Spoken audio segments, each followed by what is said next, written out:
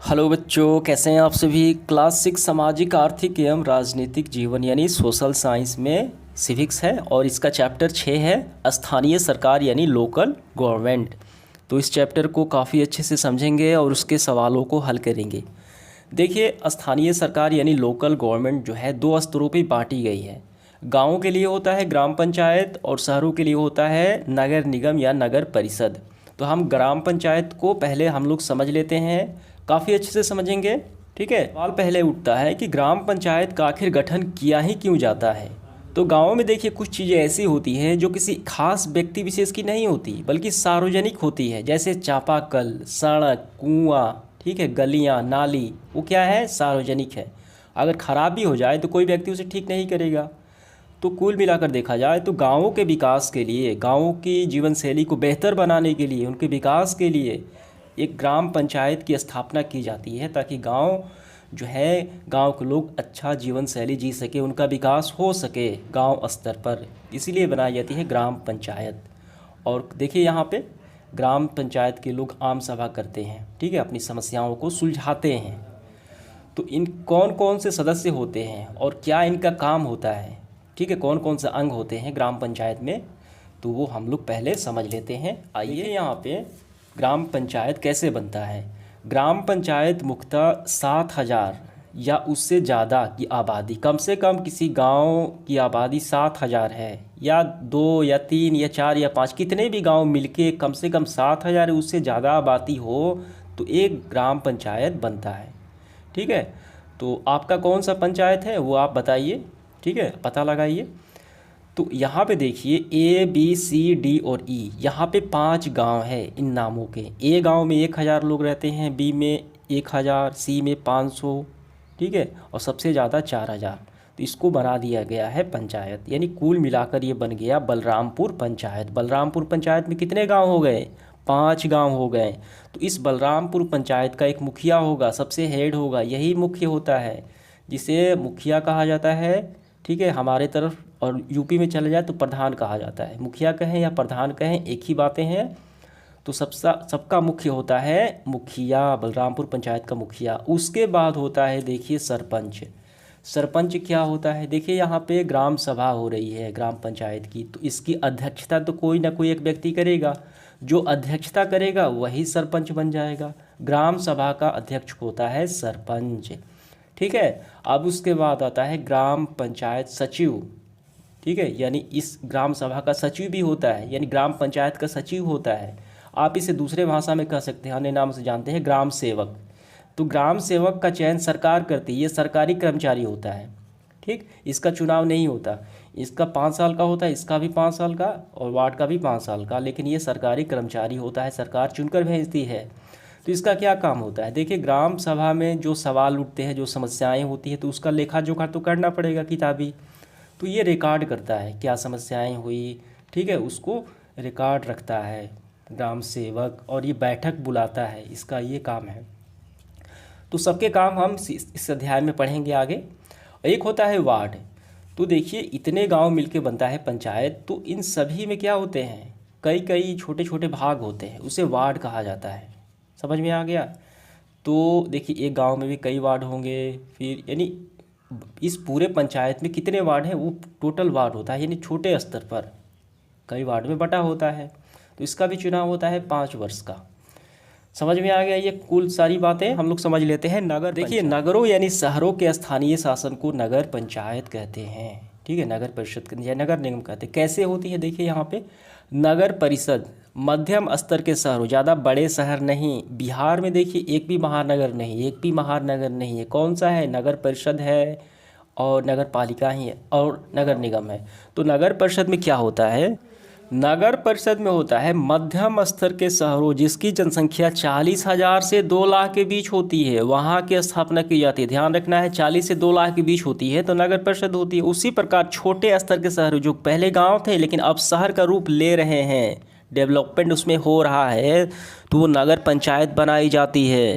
देखिए यहाँ पे शहर और गाँव में मुख्य अंतर इसी बात से जाना जाता है कि गांव को, अगर हम गांव को हम पहचाने तो वहाँ कृषि का जीविका का साधन होता है। ठीक है। और शहर में क्या होता है, शहर में कृषि ना होकर व्यापार, नौकरी, उद्योग धंधे, ऑफिस वगैरह चलते हैं।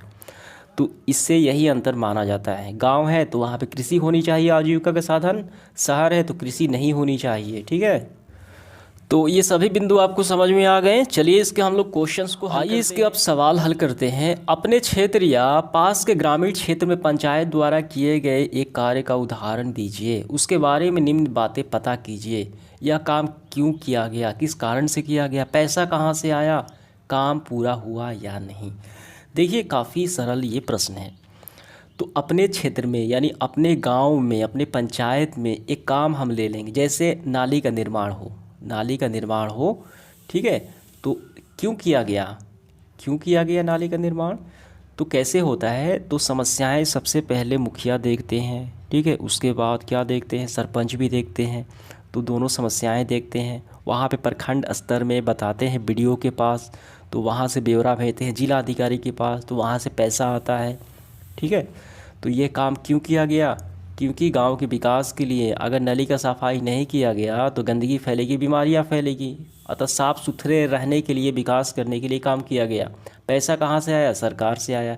काम पूरा हुआ कि नहीं, जी बिल्कुल पूरा हुआ। कैसे लिखना है, देखिए इसका उत्तर हम ऐसे लिखेंगे, हमारे गांव के घरों की नालियां का पानी निकास नहीं हो रहा था। ठीक है, नहीं था, चारों तरफ नाली का पानी फैल रहा था तथा बरसात आने पर यह समस्या और बढ़ जाती, इससे मच्छर, बीमारियां फैलते। अतः हमारे गांव के मुखिया ने प्रखंड विकास पदाधिकारी यानी बीडीओ साहब और पंचायत प्रमुख से मिलकर यह समस्या के जिला अधिकारी यानी डीएम के पास कहा, लागत राशि की व्यवस्था की गई एवं कार्य प्रारंभ कराया गया। अब सवाल देखिए इसमें तीनों पूछे गए हैं, तो उसका भी हम आंसर कर देते हैं। यह काम क्यों किया गया, तो देखिए यह काम इसलिए किया गया कि गांव साफ सुथरा रहे और बीमारियां ना फैले, इसी कारण तो काम किए गए। दूसरा देखिए पैसा कहाँ से आया, तो पैसा सरकार द्वारा आया। ठीक है, गवर्नमेंट द्वारा आया। तीसरा, ये काम पूरा हुआ कि नहीं, तो काम पूरा हो गया। ठीक है, अब इसके बाद अगला सवाल, पंचायत सचिव कौन होता है, यानी ग्राम सेवक। पंचायत सचिव, और यहाँ पे ध्यान देना है आपको, पंचायत सचिव और ग्राम पंचायत के प्रमुख यानी सरपंच, प्रमुख यानी सरपंच अध्यक्ष के कार्य में क्या अंतर है। सबसे पहले ग्राम पंचायत सचिव कौन होता है, ग्राम सेवक है। देखिए यहाँ पे ग्राम पंचायत का एक सचिव होता है जो ग्राम सभा का भी सचिव होता है। सचिव चुनाव नहीं होता, यह सरकार द्वारा नियुक्त कर्मचारी होता है। इसका क्या काम होता है, काम भी बताना है। तो काम होता है ग्राम पंचायत में बैठक बुलाना, चर्चा में उठे सवाल को रजिस्टर पर अंकित करना, रिकॉर्ड करना। ठीक, और सरपंच का भी हमें बताना है। तो इसका उत्तर हम काफ़ी अच्छे से ऐसे लिखेंगे। देखिए, पंचायत सचिव सरकार द्वारा नियुक्त एक सरकारी कर्मचारी होता है जो ग्राम सभा सचिव होता है। पंचायत सचिव का काम ग्राम सभा एवं ग्राम पंचायत की बैठक बुलाना, चर्चा में उठे बिंदुओं को एक रजिस्टर में अंकित करना, रिकॉर्ड करना। वहीं दूसरी तरफ ग्राम पंचायत के प्रमुख यानी सरपंच का काम जो है ग्राम सभा की अध्यक्षता, निर्णय लेना उसमें उठे सवालों पर। ठीक है, तर्क वितर्क करना तथा ग्राम पंचायत की सार्वजनिक संपत्ति का देखभाल और सदुपयोग करवाना। ठीक है, क्लियर हुआ। अब इसके बाद आगे बढ़ते हुए तीसरा क्वेश्चन देखिए हमारा, गांव में भूमि विवाद है, भूमि से संबंधित लड़ाई है किसी व्यक्ति विशेष में, लेकिन आपस में झगड़ा न हो। ठीक है, इसके लिए इस विवाद को कैसे सुलझाएंगे, इसमें हल्का कर्मचारी की क्या भूमिका होती है। हल्का कर्मचारी मतलब अमीन कहा जाता है, राजस्व कर्मचारी जो ज़मीन का लेखा जोखा करता है, सरकारी अमीन होता है। तो गांव में भूमि विवाद है बंटवारे को लेकर, तो बिना झगड़े आप इसको कैसे सुलझाएंगे, और हल्का कर्मचारी अमीन की क्या भूमिका इसमें होती है। काफ़ी सरल प्रश्न है, काफ़ी महत्वपूर्ण भी है। आइए इसका उत्तर लिखते हैं। तो पहले यहाँ पे समझिए हल्का कर्मचारी का काम। देखिए यहाँ पे रामजी और प्रकाश मोहन में झगड़ा हो जाना है। ठीक है, पुलिस थाने छोड़कर भी समस्या का समाधान किया जा सकता है बिना लड़ाई झगड़े के। कैसे, तो हम इसका उत्तर यहाँ से करेंगे। देखिए तीसरा का यहाँ तक, गांव की ज़मीन को नापना और उसके अभिलेख रखना, ठीक है, ब्यौरा रखना हल्का कर्मचारी का काम होता है, अमीन का काम होता है। पटवारी, लेखपाल, ग्रामीण अधिकारी, कानून गुरु भी कहते हैं इसे। हमारे यहाँ ज़मीन का लेखा जोखा रखने वाले कर्मचारी को हल्का कर्मचारी कहते हैं। हल्के कर्मचारी की नियुक्ति राज्य सरकार करती है। वह कुछ गाँवों के लिए जिम्मेवार होता है। नक्शे के आधार पर बने खसरे पंजी के अनुसार वो ज़मीन का रिकॉर्ड रखता है। हल्का कर्मचारी के पास खेत नापने हेतु लोहे की जंजीर होती है, इसे जरीब कहते हैं। ठीक है, तो रामजी और प्रकाश के बीच, यानी हम इसको छोड़ देना है, झगड़े को हल्का कर्मचारी शांतिपूर्वक बिना मुकदमे सुलझा सकता था। ठीक है, कैसे? नाप कर। समझ में आ गया? तो हल्का कर्मचारी अपने रिकॉर्ड से नाप कर वो ज़मीन को, देखिए बस यहाँ तक पूरा लिख लेना है, नाप कर ज़मीन को बंटवारा कर सकता था बिना झगड़े किए हुए। समझ में आ गया? और इसके काम भी हो गए हल्का कर्मचारी के, तो ये पूरा आपको लिखना है। इसके बाद चौथा सवाल, एक बिटिया की चाह कविता में किस मुद्दे को उठाने की कोशिश की गई है? क्या आपको यह मुद्दा लगता है, क्या यह मुद्दा महत्वपूर्ण लगता है? क्यों?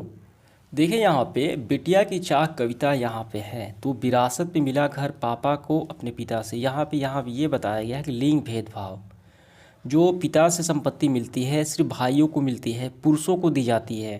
ठीक है, औरतों को नहीं मिलती, क्योंकि यहाँ पे बिटिया की चाह यहाँ पे बताया गया है। देखिए उसकी भैया को पिता से, मैं और मेरी माँ का, हमारा क्या, माँ को भी नहीं मिला और मेरा और मुझे भी नहीं मिला, क्योंकि वो लड़की हैं। तो लिंग भाव भेदभाव यहाँ पे दर्शाता है, अन्याय को यहाँ पे दर्शाता है। मुझे सिर्फ दहेज नहीं चाहिए, मुझे समानता चाहिए, अधिकार चाहिए, मुझे अपना अस्तित्व चाहिए। ठीक है, तो आइए इसके क्वेश्चंस को, तो आइए हम इसको हल करते हैं। देखिए इसका उत्तर हम ऐसे लिखेंगे यहाँ पे, प्रस्तुत कविता एक बिटिया की चाह में समाज में हो रहे पुरुष या महिला, लड़का लड़की में भेदभाव या अन्याय के मुद्दे पर उठाए गए हैं। पैतृक यानी पिता की संपत्ति में केवल पुरुषों या भाई को ही दिया जाता है, क्या लड़की या महिला को का हक नहीं? अतः बिटिया समानता न्याय चाहती है, केवल दहेज में रेशम सोना नहीं। हाँ, ये मुद्दा महत्वपूर्ण है, हमें यह भी बताना है क्या ये महत्वपूर्ण है। तो हाँ, ये मुद्दा महत्वपूर्ण है, क्योंकि समाज में महिला एवं पुरुषों को समान अधिकार प्राप्त है, कानून में, संविधान में। ठीक, क्लियर हुआ?